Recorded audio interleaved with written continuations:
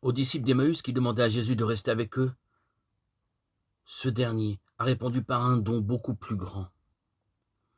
Il a trouvé le moyen de demeurer en eux par l'Esprit Saint.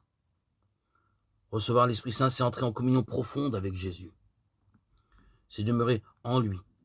Demeurer, comme il est dit dans Jean 15,4, demeurez en moi comme moi en vous. Cette relation d'union intime et mutuelle nous permet d'anticiper en quelque manière le ciel sur la terre. N'est-ce pas là le plus grand désir de l'homme? N'est-ce pas cela que Dieu s'est proposé en réalisant dans l'histoire son dessein de salut? Il a mis dans le cœur de l'homme la fin de sa parole.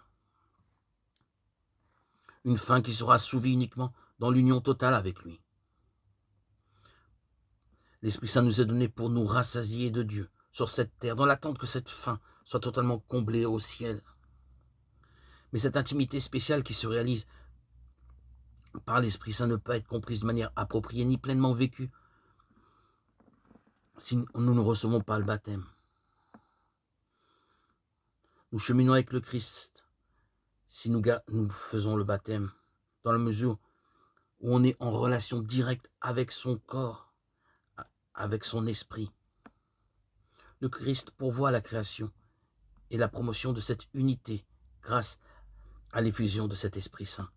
Il lui-même ne cesse de promouvoir à travers sa présence. En effet, c'est précisément l'unique astuce que Dieu a trouvée, on pourrait dire génie, pour pouvoir nous unir à lui. Garder la foi. L'apôtre Paul l'affirme, puisqu'il n'y a qu'un seul pain.